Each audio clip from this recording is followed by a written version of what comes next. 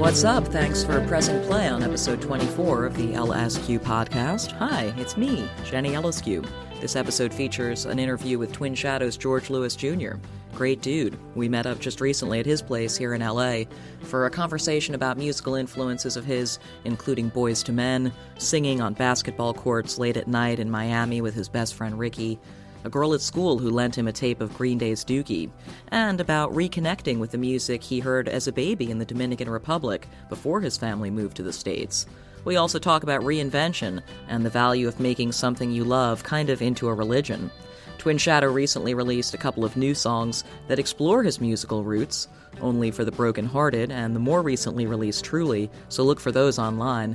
And he also recently announced a new album, a fifth studio LP, coming in late August. It'll be the first for his own label, Cherie Cherie, named after the Suicide song, naturally. Later on in the episode, I have included an excerpt from an interview I did with Nick Jonas back in 2009, during a year when I somehow spent, almost 2 weeks of my life following the Jonas Brothers around. Those guys are also great dudes. But first, let's get into the conversation with George, and it starts with us talking, I guess, about location and identity, or something like that.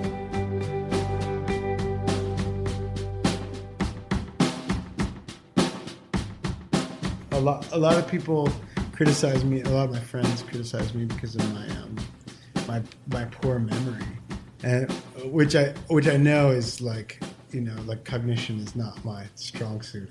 It's horrible, and I always say to them, I was just like, I just have lived so many lives. I can't.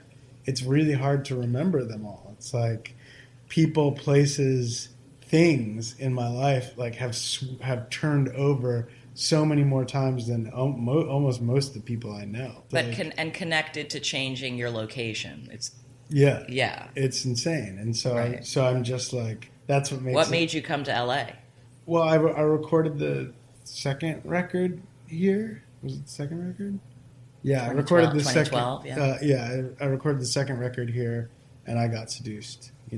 Yeah. But it had more to do with the fact that I had just gotten another motorcycle, and I was just like, man, I bought a motorcycle in New York, a new one, and I was thinking about I had just purchased it, and it was somewhere. I think it was in my old apartment. I was thinking about going back to New York and having to store it for the winter, and how that was really all I wanted to do. And I bought an old vintage car too, and I was like, oh, I'm gonna drive this back to New York. What am I gonna do? So I was just like, no, I just want to do that. So that's all I want to do in my spare time. So why would I go back to New York? It just made sense in the moment, and then the moment kind of just started feeding back, Right, but this, you were saying you've been here 6 years now, so it must still feel like the right place for you. Yeah. I mean, it's not in terms of I hate flying, and my parents are, they've been back in the Dominican Republic for the last 7 years. Mm-hmm. So it makes getting anywhere else really hard, and it kind of forces you to kind of stay here. And how many times a year do you try and get down there to visit? At least 3, but I'd love for that to be way more. I mean, I'm actually kind of considering doing DR and LA as your split, half and half. Yeah. And how much of your childhood did you spend there? You were born there and moved to Florida as a toddler. Oh yeah, I was young. I was 2 years old. Right. And before your parents retired there, were you able still to go back and visit family all the time? Yeah, I mean, we didn't go often when we were younger. I think because my parents were too poor to send us or to go. Yeah. So we didn't go a lot, but I mean, we started to once my oldest sister turned 18, she was going there, and we started kind of going back. I mean, I went, when I was 5, we went, and I can't even remember, but we would go, but not. It would be years between. Did it seem to you, growing up at that point, still in Florida, like a culture clash? Well, there? we first moved to Miami, so I don't think it was that. Right. It wasn't like Miami end of the '80s, like pretty a lot of Dominicans, a lot of Right. Cubans. Right. I But guess I just mean visually all of the sort of the vistas and just what life is like there. I mean, I'm curious if it took a while to feel like you're from there as opposed to it's just a place that you visit, like places you forget as a kid, and then it's like, no, you're from here. Yeah, no, honestly that didn't come until like mid-20s when like it took me kind of going back there, and like I went with a girlfriend when I was 23, and I stayed with my aunt, and that was the first time where I was just like, oh, this is the place that I'm from, you know. Like she took me to the hospital that I was born in, and like the center of Santo Domingo is kind of where all my family lived. So, you know, just walking and seeing where my grandmother lived and all the stuff, just it's weird. It's like this kind of spiritual feeling of like, oh, this is where I am from, and this is like this I connect with. What are your earliest memories of feeling musical or feeling like a musical urge or drawn to music in a way that was profound? I had a couple different experiences. I mean, one was just like watching, you know, coming up in obviously in the MTV and VH1 era, like the real peak of that. Um, so like when I saw like Boyz II Men, that was like this idea of like having like three friends and you all sing together, really appealed to me. And then also singing in the church choir, where the director really kind of believed in me, or was like really kind of the first person who was like, oh, you can sing. That was another major moment. And then we had a family friend who was he was kind of a '80s like pop singer who I don't think had like too much of a successful career, but he was really passionate about music. And just hearing him talk about like recording in New Jersey and New York in the '70s and stuff. He actually gave me a microphone. You know, people always ask me what my first instrument is, and usually I'll say saxophone, which I played in band. But actually, I remember this guy gave me a microphone and a delay pedal and a little amplifier, and I used to just sit there and, you know, make sounds and stuff. So he early on, and he took me to a recording studio when I was like maybe 8 years old, and like, you know, putting on headphones and singing into a microphone and hearing your voice through a microphone and back into your ears again. That was probably had the most significant impact on me as far as like feeling like music was a You were path yeah, or you whatever. felt immediately intrigued about it. Yeah. Did singing feel immediately like a kind of a cathartic thing, or did you connect with sort of the act of singing early on? I think I had this friend Ricky, we're still best friends. He was kind of the only other black kid like kind of on my block, you know, and we really connected and created this very kind of brother like bond that we still have. And he and I used to kind of ride our bikes over to the basketball court and play basketball, and we were never good at kind of anything, you know. We weren't good at basketball, we weren't good at tennis, but we would just kind of go there because that's where like athletic kids went and like spent the day playing basketball. And we would just stay after, and we would like we just sing, and neither of us could really knew what we were doing, but we would just sing. I remember us like singing like the Fugees and like Boyz II Men and like all this R&B stuff that we liked. And like I wasn't into kind of rock and roll yet, which I was about to become obsessed with. But like for me, it was all like R&B kind of at that time.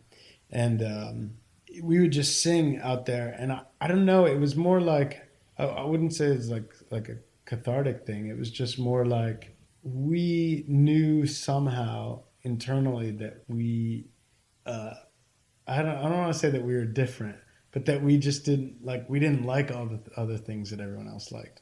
Like my nerdier friends were into like Magic, playing Magic and stuff like that, and I just couldn't get down with it. So Ricky and I like just knew that we didn't quite fit in with any of the hobbies that everyone else had, and singing at night, late at night on those basketball courts was like our favorite thing to do, and we would just we'd sneak out, and just to go sing at this basketball court together, which is really sweet. So this is like 10? Or Yeah, I guess it's like 10, yeah. One time I remember my dad, like sending out the like search cars, like 3 family members in cars, like trying to find us, and they'd always just find us in the same place on the basketball court. And it's funny to, at first they thought we were doing something bad, and they realized like, well, we were just like going there to sing or whatever. And does Ricky still sing? He doesn't. He doesn't. But he's like, it's funny. He never was very musical, but his passion for music is insane. It's like he has like 3 kids now, and it's wild to me. He knows all the music that his kids like. He loves all the music that his kids like. He's this type of person who where like music has no value in time, whereas I can get stuck inside of like, oh, no one makes records like that anymore, all that bullshit. He really just hears all music, and he's like an encyclopedia of right. It's doesn't have the cynicism that you have if you're inside of it and you're like, that's not as good as that. Exactly. Yeah. But I could have told you, he had that when we were young. Yeah. He was much more, my thing was like on like, oh, I need to develop taste, and I need to develop a sound and an aesthetic. And his was just like, oh, I just love everything. And so wait, when did that enter the picture for you? When did you, and did the rock phase sort of herald the sense of like, I need to be snobbier with myself? Definitely. Who brought in the rock? My twin sister, ironically, because like now it's kind of like the other way around. She kind of ended up not like loving rock music as much as I did. But I remember her, I think I was just like really stuck on Boyz II Men and whatever, which even I kind of like, I can't go back to Boyz II Men and listen to it. like there was much better R&B, and I was into all kinds of R&B and hip hop at the time. Tupac was a favorite, and Warren G, but like she kind of, I remember at school one day she was just like, oh, you gotta stop listening to that crap. I think a friend had given her a tape, a Pearl Jam tape and a Nirvana like unplugged tape or something, and she was just like, you should be listening to this, And then I had a cousin also who was really into like punk and stuff, and just like a lot of things happened at the same time. A girl, Clementine, I remember her name. Clementine gave me, let me borrow her tape of Green Day's Dookie. And I was like, and all of a sudden, like overnight, like I got really excited about this other thing because it had this crazy energy. Right. And certainly starting to get, I mean, I didn't get into punk music until a bit later, until around 16. Right. But like moving towards all the grunge stuff, moving towards getting into punk music definitely made me like become snobby, and people who know me really well will call me out and say, oh, well, you believed in this so hard this year, and then the next year, blah, blah, blah. And I'm just always like, well, yeah, that's what reinvention's all about. It's, I wouldn't take it back having this kind of turning everything that I liked into my religion. Like that was necessary for me to go as deep as I went with so many things. When did kind of the nerding out on the music you liked start to translate into like making music, making your own music, or feeling like you wanted to have your own musical personality?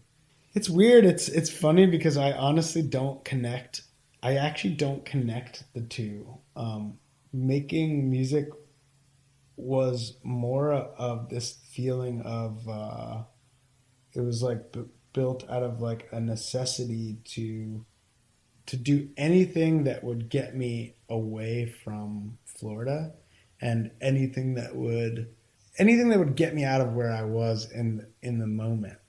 It's funny, like I don't think of any, obviously things inspired me and influenced me in music, but I think of my transition into music as more like how am I going to meet people? How am I going to get a girlfriend? How am I going to do this? I actually always say that probably the moment where I was just like, I have to play music was that I was just a nerdy kid, and I was in band, and I was in band because if I didn't do band, I would have had to do, at the end of on the last period of the day, I would have had to do like a science class or something, and band sounded easy. Right. And so like I was in the band, and I played saxophone, and I was into it. But I remember this kid who played trumpet, he would sit down after band, which was the last period, so school would let out, and then he would just hang out in the band room, and he'd play guitar, and all these girls would come and listen to him play, and like, and all the guys wanted to be him, and he was like a good-looking kid, and I would kind of just like stay after and watch him, and he'd play, I don't know what it was at the time, maybe some early Radiohead or something. I don't know. I don't remember. Fake plastic trees. Yeah, definitely a creep or something. And he would play guitar, and I thought that was so cool too. Like, oh, he plays trumpet, but he plays guitar, and nobody cares about him playing trumpet. Everyone cares about him playing guitar and singing. And it was just seeing the attention that he got and the kind of validation that he got has more to do with me getting into music than some inspiration, right. Which sounds maybe like listen, not that there's anything wrong with that. It's valid.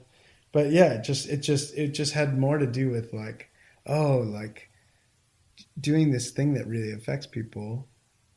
It like opens all these doors.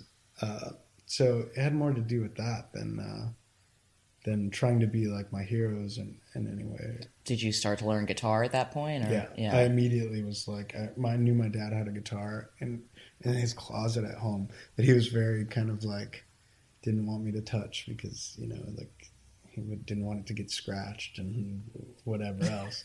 But I would kind of either sneak into the closet when he wasn't home and play it. I think it had like 2 strings on it, and I'd just sit there and play forever until finally he kind of, I think he saw that I had an interest in it and would like let me keep it in my room. And right. I can't really remember.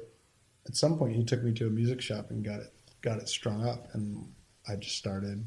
Because he obviously wasn't using it; he just sort of hoped to use it. He would like pull it out, on very special occasions, and like play the like 2 things that he knew. What kind of song would he have played? I don't even know if I don't know that he actually played any song. I think he kind of had learned this kind of flamenco pattern, picking pattern that he would do, and he would just play a few chords, and then I think maybe he'd play like some Pete Seeger. Some folky stuff because he was really into that, and that would be cool to see. And he definitely taught me like my first 3 chords. And so, did you start trying to write songs early on, or was it mostly just sort of learning to play the songs that you liked initially? When did you start writing songs? That came much later. I spent most of my time pretending like I had songs. First, I would like learn a lot of like Sublime songs or whatever was like, whatever popular music of the day. Yeah, whatever would get the party going. Although one of the first songs I learned was "Wait Till the Water Runs Dry," written by Babyface, performed by Boyz II Men. But I would just pretend to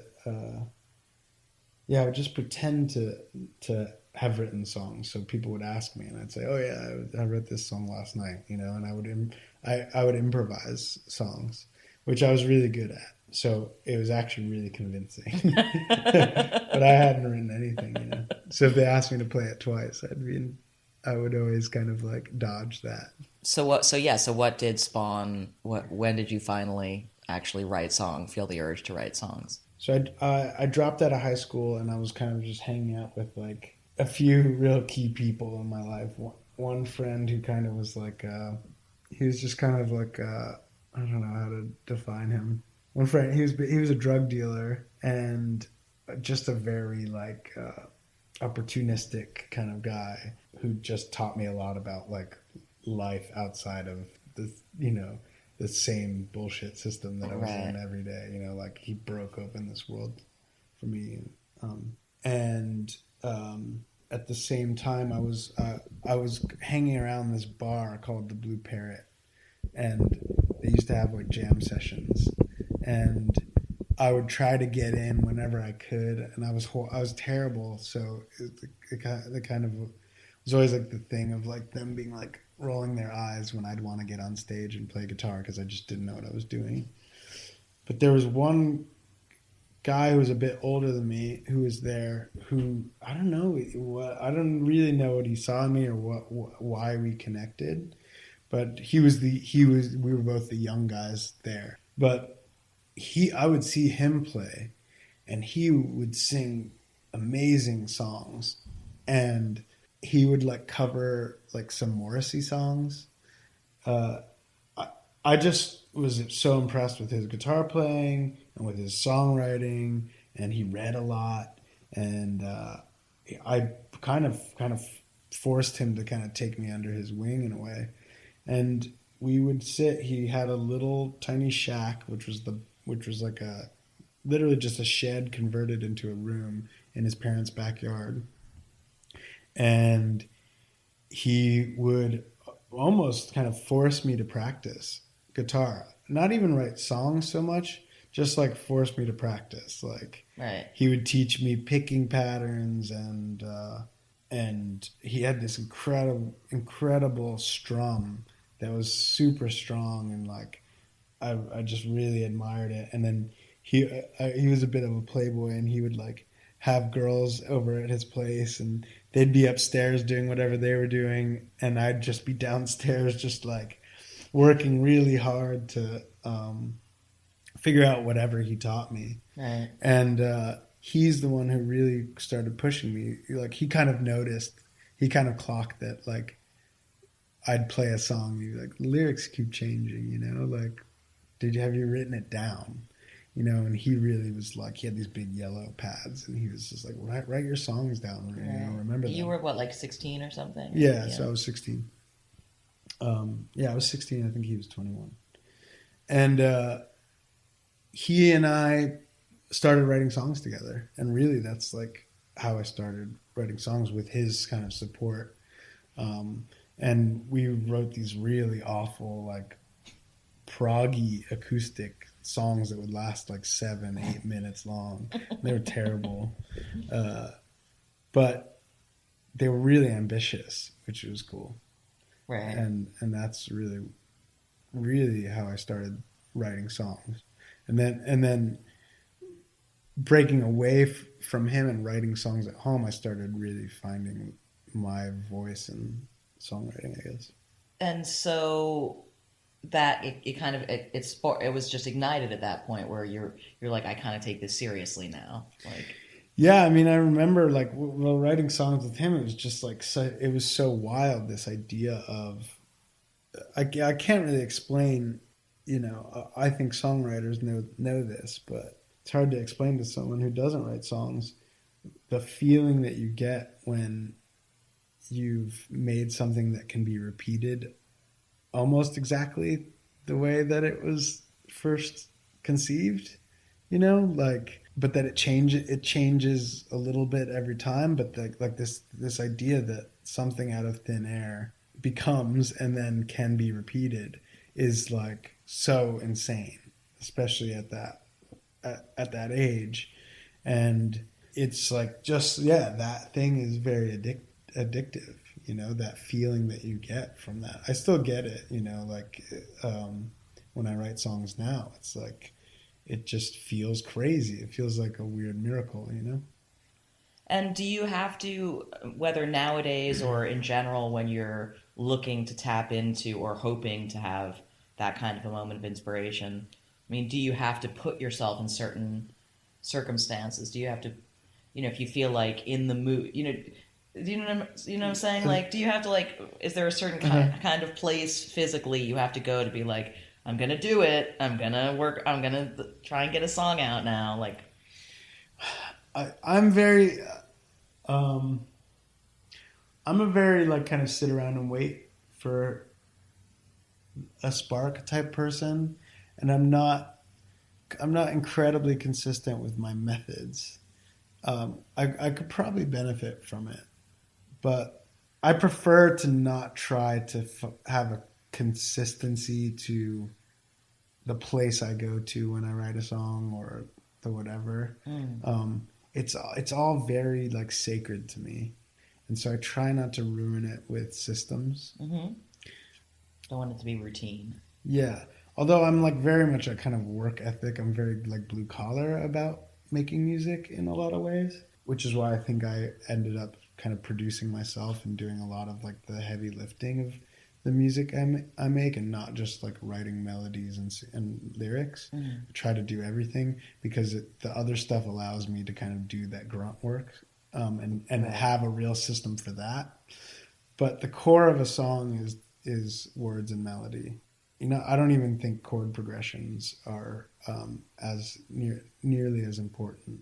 This idea of melody and intention, and those two things I try to leave them be. I try to have faith that they exist inside of me, and that I am a conductor for these energies. But I try to not like prepare myself. Right. So so when you're between albums or between song cycles or groups of songs, you're sitting here watching Russian Doll or whatever. I mean, is it just sometimes you'll be sitting here and a song you'll feel like the feeling of like, oh, shit, I think so. You know what I mean? Like, maybe. I mean, it's I wouldn't say it's like that. I also think that that's kind of I don't actually know anyone who's like that. I do honestly think that this might sound crazy or funny, but I was thinking about getting rid of this. I have this screen on the wall here, and I had a projector there that was projecting on it, and I had a friend who came over and helped me rearrange my house and get my feng shui right, and we were talking. She was like, "Do you want to get rid of that?" Because it was rolled up, and I was like, it was up, and I was just like, what if I put it down? I was just like, what if I put it down? And she's like, you're not going to project anything on it? And I was just like, no, there's something really comforting about like this white thing on the wall. Like, I don't know, I just like it. And as I was saying it, I was just like, it reminds me of how there's a frame there and it's blank and there should be something on it. There's something to put there. So the point I'm making is that I have to sit in front of the frame. I have to sit in front of my laptop and stare at my DAW, my Ableton, Pro Tools, whatever computer system you're working on to make music. I have to sit there and stare at it in order to feel inspired to write a song. I have to at least get to that place. Right. I don't just I'm just not riding around in my truck and I'm like, yeah, I got a vibe going right now. Like I think that's kind of bullshit. I mean, certainly I'll have a melody in my head and I'll pull out my phone and make a voice memo. But I have about 1,000 voice memos from this year alone. I probably won't listen to a single one of them to make a song. There has to be this kind of sitting in front of the frame. Like that has to happen. I think most people are like that. Maybe not. I don't know.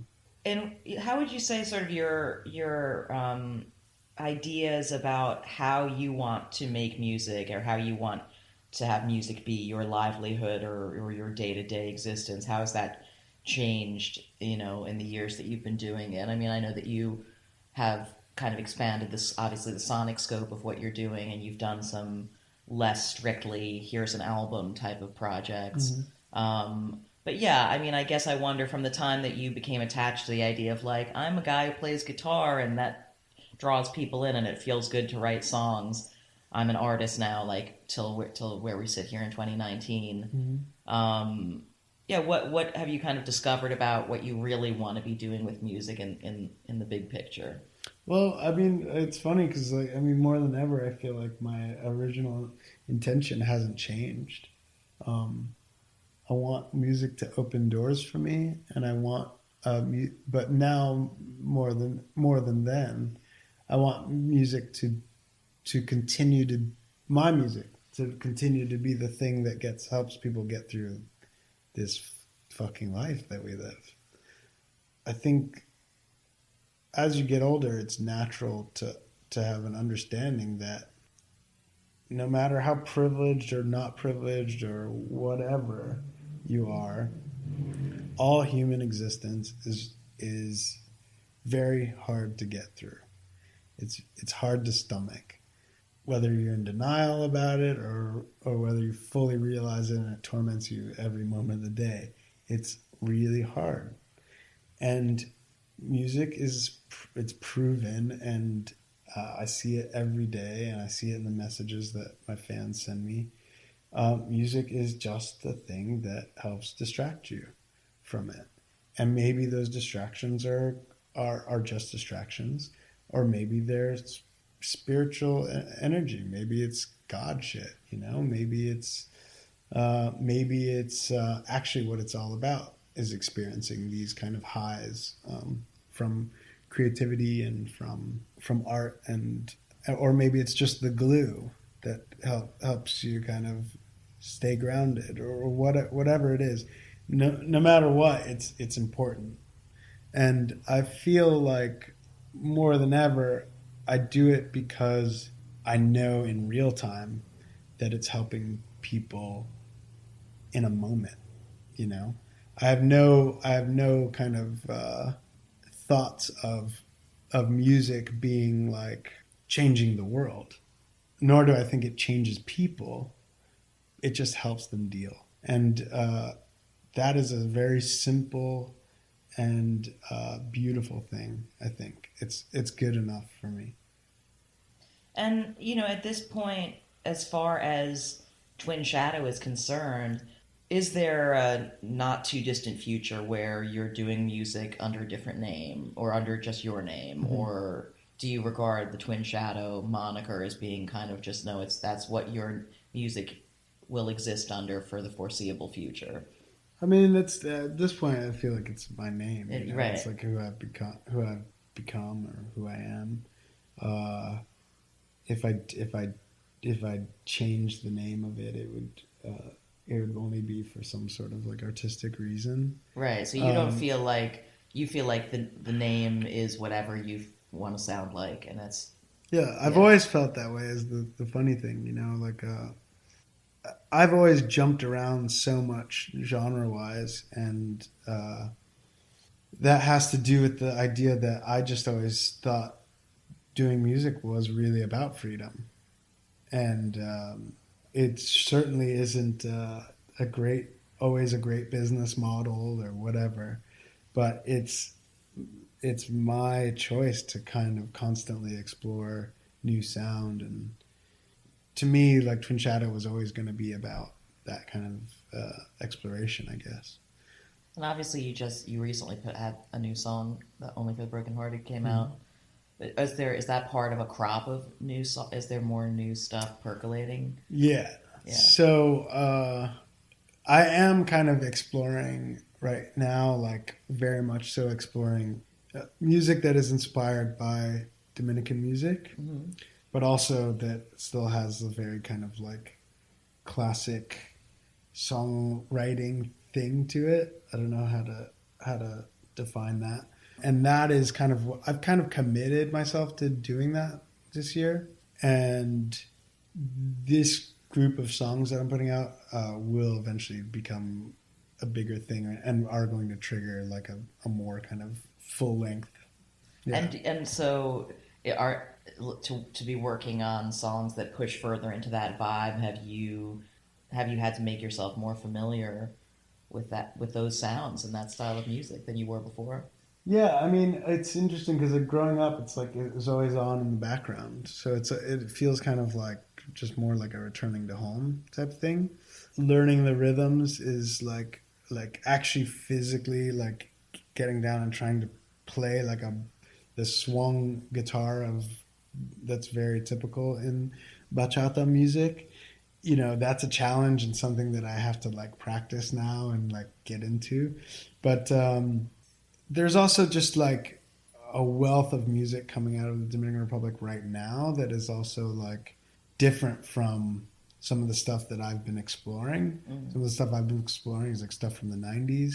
And I'm interested in all of it. You know, I'm interested in the energy of the music from my country. And it's just, what it's more like a way of kind of like exploring something that feels authentic to me, Mm-hmm. but is something that I've been away from for a long time. So it very much feels like this kind of returning back to the beginning, maybe of really my musical influence. Or so it's an adventure. I have no idea what it's going to yield. You know, I think also like you mature and you start to realize that there is kind of there's a big reward for not jumping around all the time. Like there is, you know, I just finished saying like I want this freedom, but having some walls I think is important for digging deeper. It's that thing of like making something your religion. Again. Right. And Yeah. using something as a tool rather than a limitation. Yeah. But also, I think it's important to remember that anything you make is going to have the mark of you on it. It's going to be something only you could have made, and so it is all necessarily inherently related, you know. And it's you know it's easy to get overthinky about it and be like, well, what is this thing? Or what I think artists get caught up in thinking what their audience wants to hear from them, Right. and that's a good instructive voice to have when you're like, what do we do best? Right. You know, maybe Yeah, we yeah. should do some of Yeah, that, yeah. but also remembering that like literally anything you make is yours and only Yeah. you could have made it. And so Yeah. it's part of the same catalog. Yeah, that's a powerful realization that I do think a lot of artists need to have. This idea of everything I do is me. You know, um, I on Instagram I posted about this song I have to the top, and I said, "Who the fuck let me make this piece of shit?" and what I got back was not what I expected. I expected a bunch of haters to be like, "Yeah, you really fell off there," and instead, I had a bunch of people who were like, "This song that means everything to me, man." Yeah. You know, blah blah blah, and I was just like, "Fuck," you know, like. Sorry. I was like, and then I took it down and I was just like, yeah, you know, it's like, even I can't, as much as I want to dash certain moments in my career and you know, be publicly kind of like, yeah, I know I fucked up. There's a huge group of people who things resonate with. And the truth is they resonate with it because at some point I made this decision to do that thing, and I did it with energy, and I did it with a real enough energy where it resonated with some people, and I can't wipe that away. You know, like yeah, I have this other song, Half Life, that's like it's weird. It's like it was never a single. We never pushed it. It was just buried at the end of the third record, and it's weird. It's like this. It's streaming better than like most of my songs, and we're all just like, how is that? You know, it's kind of this weird phenomenon. It's Yeah. like it just kind of you don't know how it catches on, but it catches on. I can listen to the song and be like, yeah, okay, I kind of see that how this is strangely was the most poppy song and probably should have been the single, right? But we didn't push it. We didn't do anything. It just sat there and grew. And it's interesting how it's interesting in a world full of algorithms, in a world that's kind of like, you know, where you pay to like serve up your thing and you hope that it catches on so that your kind of false algorithm becomes a real algorithm or whatever. Yeah. It's strange to see things kind of work out of nowhere. But again, that's the magic of music and the magic of creative things. It's sometimes they just have a lot of power, you know, and they do what they're supposed to do, which is cool. I think that's a good place to wrap up. Cool. Thanks so much, George. Yeah, thank you. Good to see you.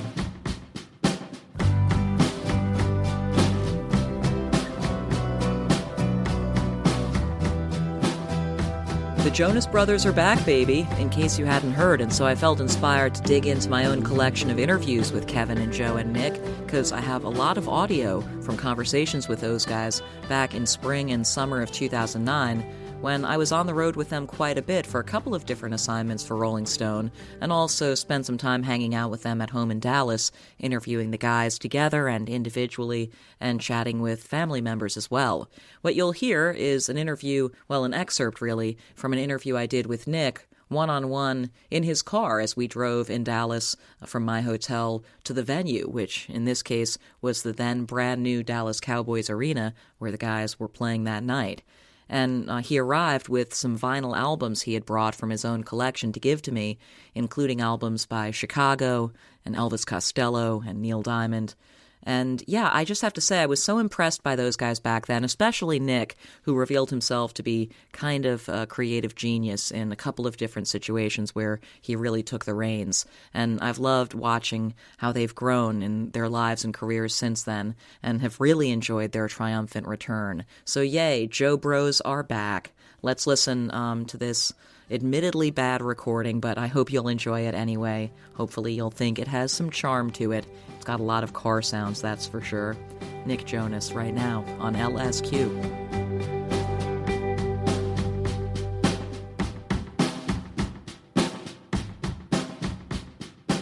And along with the LA traffic, it's more difficult. Can I see these records back here? Yeah, go ahead. Just a couple things I grabbed real quick. I tried to stay away from greatest hits, but there's one there. Neil Diamond. Talking so much about it. So who had the first time ever in life did you have a serious season with musically where you just got really, really into them? Stevie. A long time ago, I recorded a song with Rick Wake, and it was like the first time I'd ever worked in a studio. And he made a comment to my dad. He was like, you know, kind of sounds like a little Stevie Wonder, and it's like, it was a little far off in my opinion. I don't know that because he's kind of, you know, Stevie Wonder at the end of the day. Yeah. But I went out and bought his greatest hits because I was 11. I didn't really know much about him.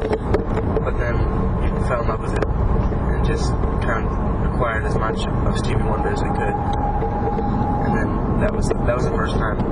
And then later on, the next one would have been Johnny Cash. A couple of years later, I was probably 13. Getting into his storytelling. Right. Your grandfather told me this story yesterday about you when you were 3, standing on the table with a turkey baster as a microphone, and saying that you were going to be on Broadway someday. What put that idea in your head? Obviously, it's hard to remember what you were thinking when you were 3 or 4, but... It is a bit hard, but I think from the time I can remember, I was into the idea of performing. And, Broadway, I guess, just seemed like the ideal place for that. And I don't know what it was that intrigued me about the performance side of things, but I think it was just kind of music. Yeah. That whole thing. And you guys would go see Broadway shows when you were little anyway, right? I'd actually never seen a Broadway show until I was in one. That's awesome. Yeah, I did a lot of productions at school, or I saw those as well, but basically never seen one before. My parents saw Les Mis when I was 6,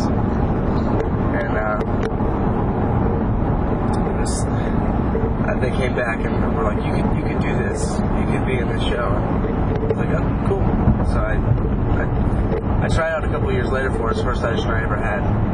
I think it was actually 7. I tried out for the national tour, but my mom was pregnant with Frankie, so we couldn't go. Right. It was a bummer. At what point did it transition in your mind from that being the thing that seemed like the most natural outlet for your love of music to writing music and playing it with a band as the thing that would make you happy as a musician? I think there's this thing, this unspoken rule in Broadway among kids where it's like you have to be small to be able to be on Broadway for a long time. And if there's usually like a competition between the kids, like who's the smallest, because you can get more roles if you're small. And I mean, you literally walk in the room like, how tall are you? You know, it's one of those things. 48 inches was like the cap. And once I got to about 47, I was in Beauty and the Beast. And it was like, all right. It's about to be all over. It's like, it's almost over. But the idea was there, it's like, okay, maybe I should start thinking about like what's next for me. And started writing a lot of songs. And it was my 3rd show I was doing. I did Les Mis after that. And then started recording a lot with this guy PJ Bianco, who has been a family friend for a long time, a friend of mine for a while. We've written a couple songs together. He's a co-writer on Between the Eyes, a bunch of the Honor Society stuff as well. Great guy. But started working with him on just recording stuff back in New Jersey, in like his mom's basement. And that's kind of how the whole recording music thing got started. And then the story picks up where I wrote a song with the guys and we became the band. When did you start to have confidence in your ability to write a song that you would want to perform? It took a while because I was actually for a very long time kind of frustrated with the formula of a songwriting formula. Mm-hmm. Because I was a younger and all the people that I wrote with were really cool. They're all great, but sometimes there'd be a select few that would say, okay, cool, if you have an idea, let me know, but I'm gonna do this and see what happens. And it was like, oh man, I have some ideas. So it was like, until I could really write with people like my brothers who were all, unaware still of our ability to write a song, it was better. Right, but I mean, when you first started even writing with your brothers, did you feel like, I don't know if the song is good, or were you always just sort of confident that like, I like this, I think it's good? Yeah, there was a period where I was unsure of if the song was good or not. There's still today where I'm sure, not sure if the song's good. But I think we were at that time writing so much that it was like, if that one wasn't good enough, just work this next one hopefully was better. And that was basically how we did it. But I mean, do you, like, when you're just on tour, when you have free time, or just, during sound check or whatever, do song ideas just come to you, or do you have to sit and focus and think, like, I'm going to write a song right now? No, I don't really have to sit and focus. It helps whenever it's a song that's really personal to you. When it's a song that kind of is more just fun, like Burning Up, we wrote the chorus in the back of the tour bus, just kind of hanging out, watching TV or something. Went into the venue and basically showed the band real quick. It was just like, hey, check this out, see if you like it. We jammed on it for a minute, and it got us inspired to write the verses. Right. So they're all different. When it's like a very personal, like emotional type song, it's good to like sit down and figure it out. But if it's a fun, song about life, whatever, it's easier to just jam on it. There's a song on the record, this new one called Black Keys. Oh yeah, I like that one. Thank you. Yeah, I wrote it, and it's like,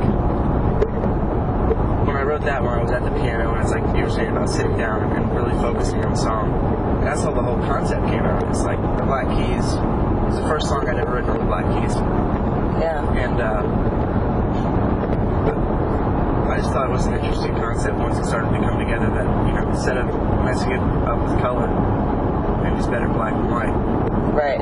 But it's really funny when I love hearing people's opinions of what they think the song's about too, though. someone told me one time about Dylan was like, at a certain point, I really thought my lyrics were so deep, I was just writing, whatever, and then let them figure it out. I thought that was really cool. And maybe I'll just do that, let people try to figure out what the lyrics are about.